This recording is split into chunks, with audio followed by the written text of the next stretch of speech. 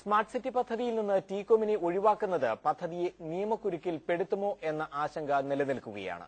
പാട്ടക്കരാർ ഒപ്പുവെച്ച് 4 മാസത്തിനുള്ളിൽ കരാർ രജിസ്റ്റർ ചെയ്തില്ലെങ്കിൽ അസാധുവാകുമെന്ന സംസ്ഥാന സർക്കാരിന്റെ വാദം സാങ്കേതികമായും നിയമപരമായും നിലനിൽക്കില്ലെന്നാണ് ടീകോം കേന്ദ്രങ്ങൾ നൽകുന്ന വിശദീകരണം. സ്മാർട്ട് സിറ്റി പദ്ധതിയെക്കുറിച്ച് സംസ്ഥാന സർക്കാരും ടീകോമും പ്രസ്താവനാ യുദ്ധം തുടരുന്നതിനിടെയാണ് ടീകോമിനെ ഒഴിവാക്കി പദ്ധതി നടപ്പാക്കുമെന്ന മുഖ്യമന്ത്രിയുടെ പരാമർശം.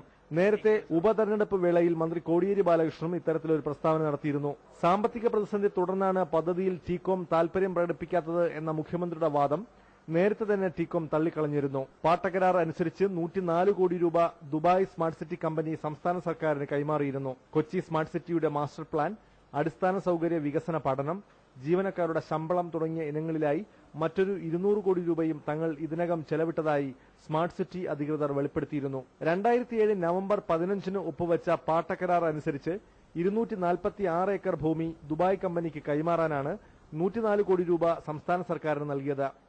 പദ്ധതി പ്രദേശത്തെ 28 ഏക്കർ ഭൂമിയിലെ സ്വതന്ത്ര അവകാശം സംബന്ധിച്ച തർക്കം തുടരുന്നതിനിടയിൽ കൊച്ചി സ്മാർട്ട് സിറ്റി കമ്പനിയുടെ 16% ഓഹരികൾ സംസ്ഥാന സർക്കാരിനും കമ്പനി കൈമാറിയിരുന്നു.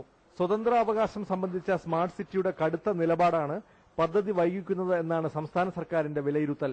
ഭൂമി കൈമാറി 4 മാസത്തിനുള്ളിൽ രജിസ്റ്റർ ചെയ്യണമെന്നാണ് സ്മാർട്ട് സിറ്റി പാട്ടക്കരാറിലെ വ്യവസ്ഥ. ഭൂമി ഇതുവരെ ദുബായ് സ്മാർട്ട് സിറ്റി കമ്പനിക്ക് കൈമാറാത്ത സാഹചര്യത്തിൽ കമ്പനിയുടെ പങ്കാളിത്തത്തിൽ നിന്ന് ദുബായ് കമ്പനിയെ ഒഴിവാക്കിയാൽ സംസ്ഥാന സർക്കാർ വൻ നഷ്ടപരിഹാരം നൽകേണ്ടി വന്നേക്കാം. രമേഷ് കുമാർ, മനോരമ ന്യൂസ്, കൊച്ചി.